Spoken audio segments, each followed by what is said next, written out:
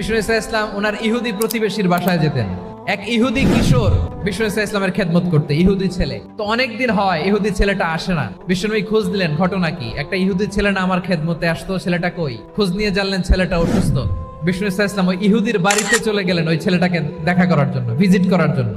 যে দেখে ইহুদি ছেলেটা মুমূর্ষ, জান যায় যায় ভাব, বিছানায় পড়ে আছে, তার বাবা দাঁড়ানো। বিশ্বনবী তার মাথার পাশে বসলেন, মাথায় হাত বুলিয়ে দিলেন, আর ছেলেটাকে বললেন, হে ইহুদি ছেলে, আসলিম, ইসলাম ধর্ম গ্রহণ করো। তো ছোট্ট ছেলে ভাবে আমরা ইহুদি, এখন ইসলাম ধর্ম গ্রহণ করলে আব্বা যদি বকা দেয়। ছেলেটা তার বাবার চেহারার দিকে তাকালো, দেখি আব্বা কি কয়। ইহুদি ছেলেটা তার বাবার দিকে যখন তাকালো, ওর বাবা বলে, আবুল কাসেম যা বলে তাই করো।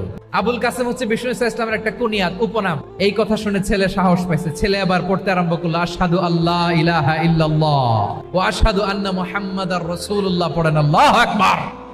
বিশ্বনবীর আহ্বান শুনে ওই আহ্বানে সাড়া দিয়ে ইহুদি ছেলে শাহাদা পড়ে মুসলমান হয়ে গেল। তার হৃদয়টারে ঈমানের নূর দিয়ে আলোকিত করে দিল কে?